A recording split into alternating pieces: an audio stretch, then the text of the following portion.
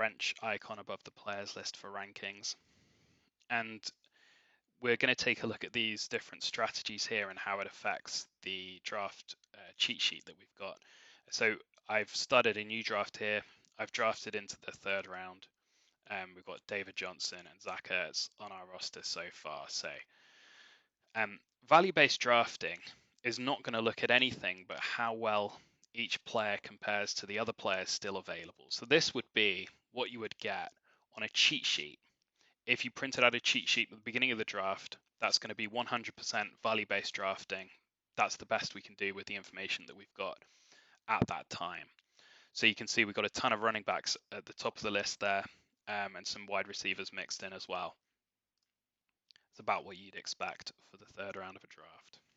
If we take a look at positional need, however, all the running backs disappear practically because we've already got a pretty good RB1 there in David Johnson. There were no tight ends anyway in our list, but the ones who were there, I'm sure, have moved quite far down. If I scroll down, you really have to go quite a long way down to see another tight end. And it's moved quarterbacks up significantly because this is a super flex league and we haven't drafted a quarterback yet. You can see the other teams have really started to take them off the board there. So that's positional need. And the last one of these factors is position drop-offs to your next pick.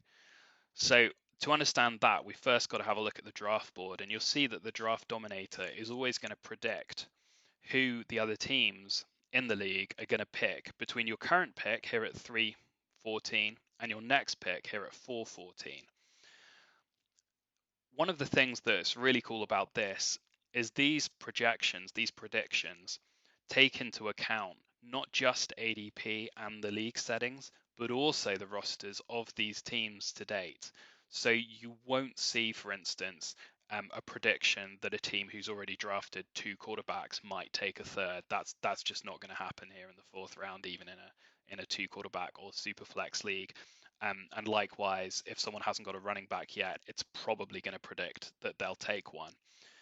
So having done those predictions, it can take the players who we have available to us to pick now at 314, and then it can also take the set of players that it thinks are going to be available to us there at 414.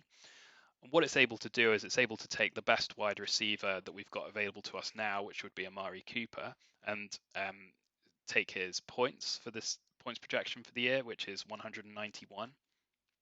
And then it's going to say, okay, well, we think Cooper's going to go, we think Green's going to go, Cooks, Golladay, and Woods. So then your best available wide receiver at 414 is probably going to be Tyler Lockett. And then it's going to take his points projection, which is 162. And it's going to say, well, that's a 29-point drop-off that you're going to look at the wide receivers between your current and next picks. And it's going to do that for every position. Some positions it's going to observe a higher drop-off than others. And those are the ones that will move up the rankings now. So again, you can go into the Draft Dominator's rankings profile screen here, and you can turn off this auto setting. I've got it turned off right now, and you can mess around with these toggles and have them however you want. But the best thing about the Draft Dominator is you don't need to do any of that. You can just leave it on auto, and you can let the app on its own decide where those toggles should be, and it's going to look at the point of your draft right now. So the later on in your draft, VBD is going to go down, positional needs is going to go up, and then the positional drop-offs is going to change according to how much of a factor we think the first 2 are, but also how well we think we can predict those picks in between your current and next pick. So as an example, if you've got the 310 pick and you're looking at another pick at 403, those 4 picks in between, they're going to be more predictable because there's just 4 of them, as opposed to drafting at the first overall pick of the draft and then right at the end of the 2nd round, where there's more picks, it's less predictable, and it's harder to make decisions based on that information. So all of those, it's going to automate for you. It's going to set them exactly how they need to be throughout the draft as the draft goes on, just like it does for Upside.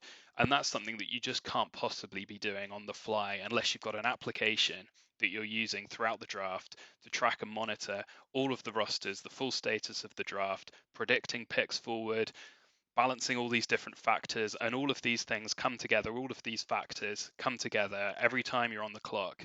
and reorder the players in this central cheat sheet to get you the best possible list of players for the pick right now.